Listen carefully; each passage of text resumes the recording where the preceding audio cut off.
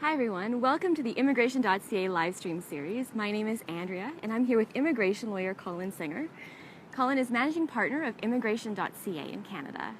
Today we're going to start off by discussing some recent developments in Canadian immigration news, followed by some questions that we received from you. As always, we love hearing from you, so please do feel free to communicate with us in the comments below. If this is your first time joining us, welcome. We're going to be speaking for about 15 to 20 minutes with regards to the latest developments in the immigration news. And if you have any friends that you find might be interested in this live stream, please do feel free to share it with them. Well, Colin, should we get started? Let's do it. Okay. Good morning, everyone. Thanks for joining us. Well, there's been some very interesting developments that have taken place in the industry in the last week. Perhaps one of the interesting topics that came to our mind was that the levels of immigration to Canada were perhaps the highest in close to 100 years, Exactly. a little bit more than 100 years. The Canadian government admitted to Canada 320,000 immigrants during the period June 1st, 2015 and June 30th, 2016. It represented a 33% increase from the previous year, when in 2014-15 there were only 240,000 immigrants admitted. It was the lowest at that time in a 15-year period. The most recent numbers show a very big increase. People are definitely remarking at how this particular government has brought in so many people. But of course there's a caveat. It comes on the heels of a really low number the previous years. And it perhaps signals that this particular government, which came in on a mandate based on immigration, that they're going to bring in a healthy number of managed immigration in the next few years. And our population, interestingly enough, increased to over 36 million. A large percentage of the new population increase, which was 400 and some thousand people added to the population, is accounted by this very healthy number, this record number of immigrants. Why is that? I mean, well, basically, Canada is an aging population, so we do need immigration for economic growth. So therefore, I mean, it's essential that we do have newcomers to Canada to assist us in reaching this goal.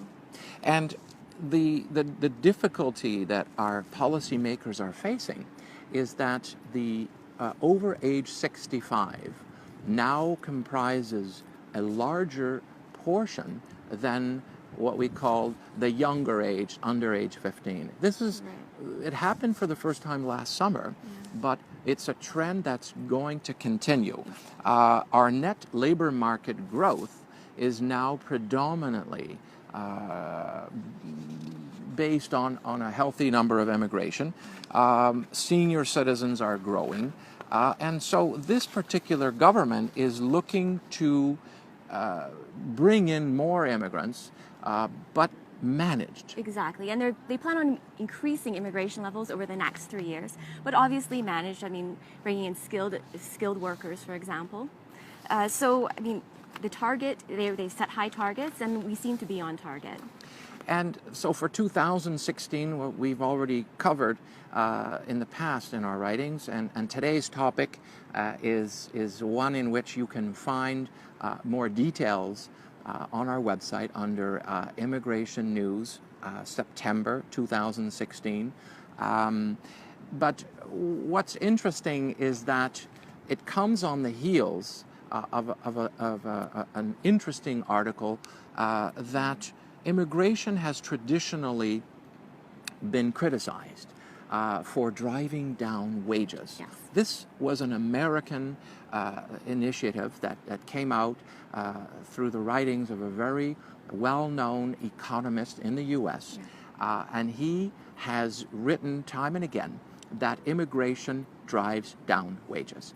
And it's just not true, according to many, and according to a very interesting study, and this is our second piece today, in which we call Immigration Myths Busted, in a comprehensive new report. And this report is U.S.-based, but talk about it for a second. I mean, well, this report, I mean, it debunks the myth that immigration will drive down wages. Actually, it's proved that in some cases it actually even elevates wages. I mean, it brings also, it's better for the economy, it's good for goods and services, and it's good for the real estate market, it increases entrepreneurship. Yeah, and these elements are discussed in this report. It was conducted by the U.S. National Academies of Sciences, Engineering, and Medicine. The authors of this report include an individual who is an economist at the famous Cornell's School of Industrial Relations, and they have documented many benefits of immigration that help economic growth, innovation, entrepreneurship. I wonder whether this particular report that came out very recently, I wonder if in some ways the industry researchers were talking to each other, because this Canadian report that came out earlier this summer, in which it showed the benefits of immigration in terms of for example, education. I mean, it's also proven that the children of immigrants do succeed more in school than those of Canadian-born parents, in the sense that there are high rates to graduate from high school and go on to university, right, for example. Right. That's one of the main topics. One of the main, and basically this report from Canada that came out, it was in March 2016. We covered it on our website for the March news articles. But that report, called Immigration, Business Ownership, and Employment in Canada, highlights and documents how immigrants have a higher percentage of business owners than Canadians. So, which in theory would be good for the economy. Exactly, yes. You have immigrants who are coming to Canada and have a higher percentage of business ownership than Canadians. So you've got, as you pointed out correctly, that the children of immigrants are having higher graduation from high school rates than Canadians. You have also a study shows, so this Immigration Myths Busted, a U.S. publication, I think for the first time in such an overwhelming way, shows that no, immigration does not drive down wages necessarily. I think what really this all shows, if you calculate the costs of immigration, it has a neutral effect. There is cost in bringing people to Canada, but it's the human capital benefit that the economy will receive over a fairly long period of time. So you need immigration. From a Canadian perspective, we now have empirical evidence that shows, and there are Canadian naysayers, and I won't even ingratiate them by acknowledging who they are. They know who they are. Who continually write, former government employees who left the government 30 years ago and continue to write negative commentaries on how immigration harms Canada. But the latest numbers from Canada and now from the United States are overwhelming, that there are many benefits to immigration. And really what's alarming is that the working age population in Canada is increasingly being made up by immigration. Exactly. And the Canadian portion of our labor market is falling steadily. Yeah. And so there's this storm that's developing. Policymakers have raised their alarms, and the government is listening. And what are they doing about it? I mean, they're conducting lots of polls. They want to see the Canadians' view on immigration, and from the results of the polls, Canadians are very open-minded, especially with regards to skilled worker immigration. So there is this third piece that we've covered on our site, and again, today's topic is a review of some really interesting developments in the immigration industry during the past 2 weeks. And we've kind of streamed this theme together during our 15 to 20-minute segment that we're going to cover today. But the third piece talks about how there are studies being done. The Canadian government is listening. And I think what they're trying to do is ensure that their policy plans do not ignore what Canadians are saying. Exactly, yes. And it's not going to be, it's not going to be such that all Canadians favor a massive amount of immigration. That's not what's happening. It'd be like that with any country. I mean, Sure. You can't have 100% on one side, for Right. example. Right. But I mean, Canadians do favor, immigration, for example.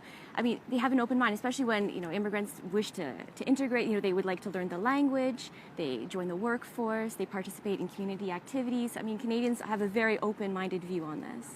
They seem to have an open-minded view, and the takeaway from all of this is that the government is listening.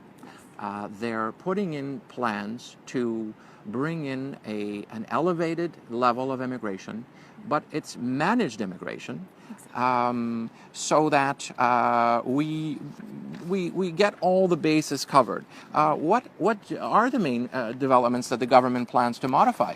For example, they want to change the law so it's easier for international graduates. So once they graduate from a Canadian university, it's easier for them to remain in Canada because, they have Canadian education, Canadian qualifications, and they're ready to join the workforce. So that's one. Right. And there's another one in the sense of the family class. They want to make it easier for those to bring their close family members to Canada. Right. They want to lower the processing times because processing times in some cases can be quite high. This has been a blemish on our immigration policies, is that family class spousal sponsorship applications in some areas of the world are taking years. And it was a difficult challenge for the former government, which really, I think it got considerably worse under the former government. But the current government now has to act. It's almost 1 year since they were elected, and they have to act. Yes. They can't just be in favor of economic immigration. They are in favor of rectifying these unacceptable long processing times for spousal applications. And I think, we're all hopeful that they're going to do that. What people are hoping is that it's standardized across the whole geographic spectrum, not just Europe and North American processing times, but also in India, China, the Philippines, where, of course, these posts have the highest number of applications. Right. So it becomes difficult for the government to work in those areas because again, this is just insider information in terms of language and I should say knowledge, that the processing missions in those areas are challenged. And the case officers are challenged. But really what the government needs to do is give direction to process family class spousal sponsorship, no matter where you are in the world, within a certain time. It could be 12 months, it could be, in that range. And hopefully they're going to succeed. The overall indication is that Canadians seem to favor the higher levels of immigration, of managed immigration. You've mentioned correctly that they're looking to improve in the next few weeks. We're hoping to see concrete elements of these new changes that they're going to announce. Family reunification, international students. As well as the technology sector? Technology sector. So we have a shortage. In many different labor markets of the country, where Canadian technology companies are forced to wait literally 6, 8, 10 months, which is untenable in the recruitment world.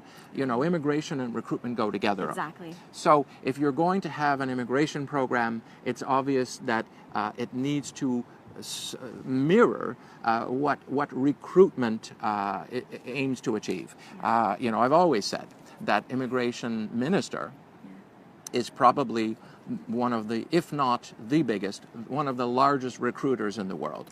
Yeah. The immigration minister to Canada, that is, Yes. bringing in so many individuals. So we have these changes. The temporary foreign worker program, they're planning to... They'll lift the limitations as well. They're trying to make changes as well with regard to that program to make it easier. To make it easier, because again, under that former government, we had very harsh and restrictive changes that were put into place. And I think what this government is planning to do is kind of move the goalposts slightly. They're going to make it not, go the other way completely, but to temper down some of the obvious, egregious elements of the program that really do not benefit Canada overall. So, again, the provincial nominee program. And that's already been taken into effect. I mean, so Atlantic Canada was able to actually accept more immigrants. So that's been actually raised. So, I mean, obviously, we have seen changes. We expect changes, and changes have already been put in place as well. And hopefully some of the provinces who seem to be lobbying for more numbers, because in Canada, as we all know, the federal government is the largest player in terms of bringing in a certain number of economic immigrants. But immigration in Canada is shared between the provinces, and all the provinces have their own powers, and they all neatly blend in now to the express entry system, where provinces can nominate and how a provincial nominee receives a lot of points. So the government is looking to give some effect and give the provinces more selection of immigrants, more numbers, and we're waiting to see how that's going to play out overall. So those are the three main topics that we wanted to cover today, and perhaps we might move to take on some questions. And Sure. Does that make sense? Yep. So let's start with the first question. Okay. All right. So this one is from Trolls, and the topic is with regards to moving to Canada temporarily and what to do next.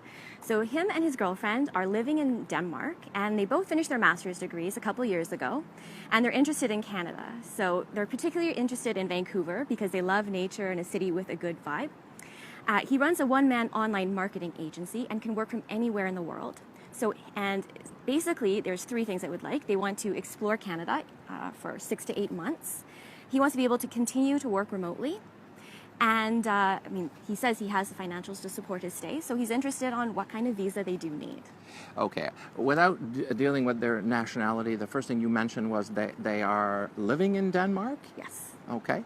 And they're looking to visit Canada. What comes to mind is for an extended period of time. Yes, for 6 to 8 months. Now we don't know their nationality.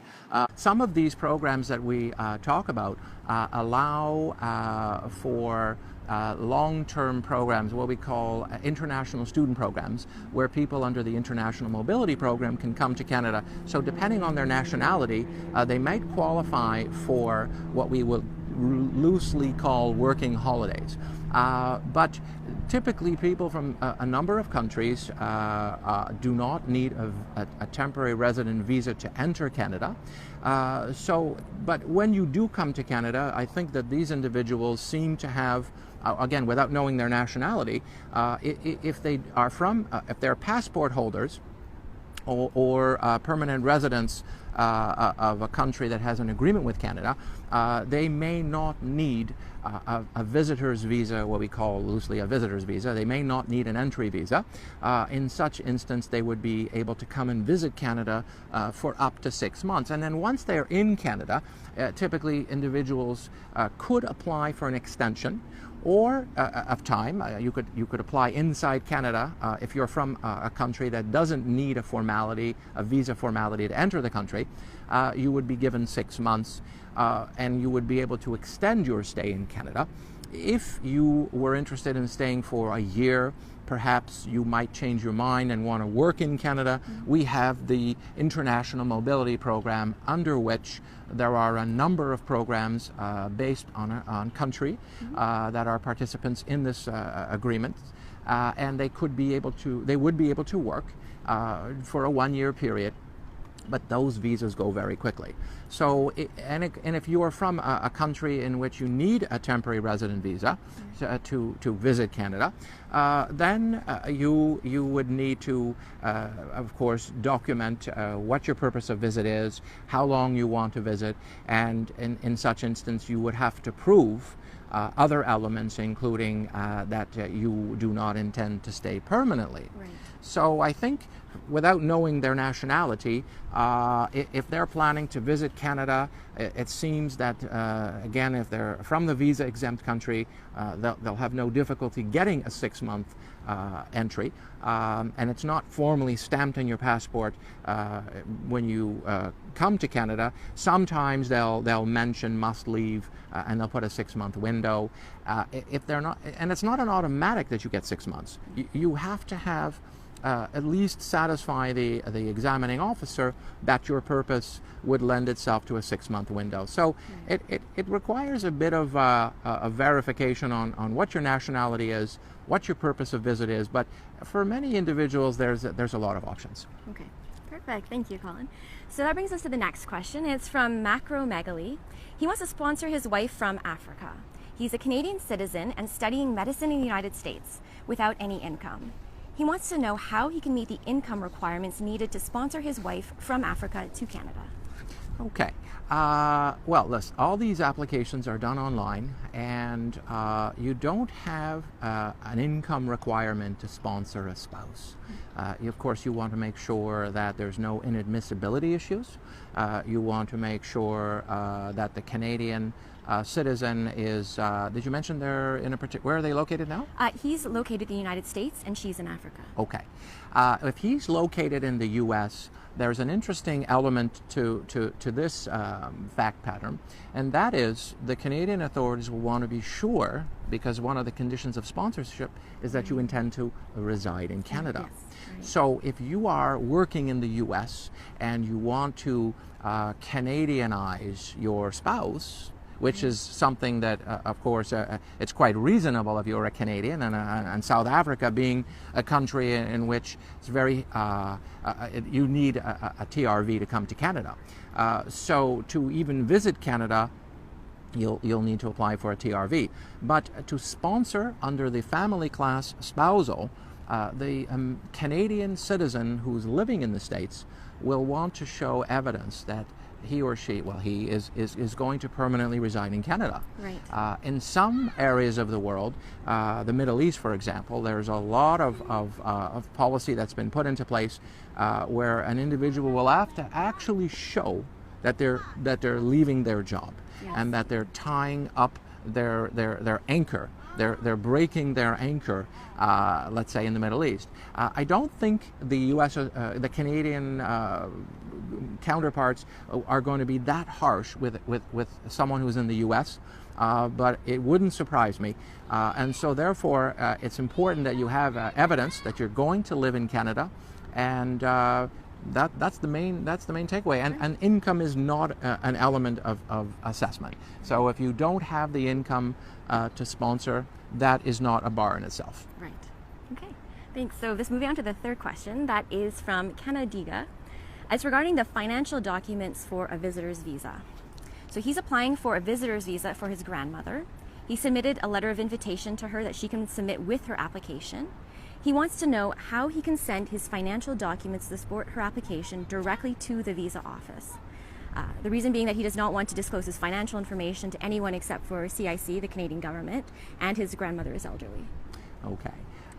Well, most of these applications are now done online. So when you make your application, you're submitting them directly to the assessment center, and it's done online. So you don't have to worry about how it will be submitted and such. but it's not, you can't expect to get this documentation back. So you want to be sure before you submit this documentation when it comes to, you're not really, the issue of receiving your documents back, it doesn't come into play. And in terms of who's going to know is really not an issue, because you're really dealing and transacting with the Canadian authorities online only. Perfect. And okay, so we have time for one more question. Okay. It's from Mauricio35. He says, I am in the process of finding an employer to obtain an LMIA worth 600 points. I'm afraid, as in order to get the LMI approval, it needs to be proven that no Canadians are available to fill the position. Could you please explain? Okay, well that's an interesting question, and that is, it goes to a number of things. First of all, if you want to work in Canada on a work permit to work for a Canadian employer, you need what's known as a labor market impact assessment. And if you're applying for immigration on a permanent basis to Canada, under the express entry system, well, we all know that getting an employer lined up and suited to sponsor your application and obtaining a labor market impact assessment, an approved one, brings an additional 600 points to the overall picture. And this individual raises an interesting concept in that one of the elements is that the employer must prove that they have canvassed the labor market. And the test is not that no Canadians are available. The test is that the employer cannot find any Canadians. Yeah. And that's an important nuance, because the labor market in Canada is so fragmented. There are so many labor markets. And so what the Canadian authorities do is they ensure that an employer has advertised the position. Right. It's disclosing the title, the salary, all the working conditions, and that this advertising process is for a significant period of time. It was 2 months. 1 month probably is where the new rules might come down to. Depends on the type of occupation that we're trying to fill. But the test is not that no Canadians are available, it's that the employer cannot locate a Canadian. Now, the wages that must be advertised does not compel an employer to pay the highest wages possible. Exactly. It has to be a wage that's within the range of normal wages. So let's take a position where if a Canadian, an average wage for a particular position, perhaps a Canadian may not be available, but it doesn't compel the employer to pay the maximum wage. We don't have to have a bidding war where it drives up wages and then there'll be a Canadian available. What really the employer must do is advertise, and it's very conceivable that yes, there may be Canadians available, but at that particular snapshot in time, the employer cannot locate suitable Canadians, and the word suitable means who are willing to take the job at the reasonable salary that's being offered. Right. So, the labor market is a very dynamic one. And at any given time, there are people who may be available, who may not be available. But the employer, again, the test is not, because it sounds like a scary test to an outsider, that an employer is, well, there's lots of Canadians available. I mean, we do have an unemployment rate of 7%, but in some areas of the country, the unemployment rate is 4.2%. Depends on the occupation and sub-labor markets. And I'm not talking about necessarily the farthest reaches of the country. So this LMIA, that's very important, and that some of our clients are receiving through our own efforts because of the services we offer under the express entry, is because all of our clients do receive excellent employment search consulting assistance. All of our clients receive that. So the test that we work with employers, and we allow them to understand, and we help them understand, is that you don't have to pay, you don't have to go into a bidding war. And it's very conceivable that on the one hand there may be Canadians available, but at that particular moment in time, there aren't Canadians to fill this position that's being advertised. And that becomes a much more reasonable standard Yes. and more plausible in the face of a 7% unemployment rate across the country. But again, each sub-labor market has its own challenges. Right. So I think that would be how I would approach that particular. No, I agree. So I guess that, I mean, we've covered our topics Okay. For today. So I guess that concludes our live stream for today. Thank you very much for joining us. So we have now covered our fourth live stream. Yes. The information that we shared is where it's on our It website. can be found on the news section of our website, immigration.ca. And how can people reach us for future? So if you're interested in assessing your eligibility for immigration to Canada, please go to our website and click on the free online assessment link. So we'll review your qualifications and we'll get back to you in 1 to 2 working days. Okay. Social media. Social media, please feel free to follow us on Facebook, Twitter, LinkedIn. If you have any friends that you find might be interested in watching the live stream, please also do share it with them. And thank you very much for joining us. Thanks so much joining us today, and we look forward to sharing with you on our next session, which will probably be in 2 to 3 weeks' time. So stay tuned and have a great day. Thanks so much. Thank you.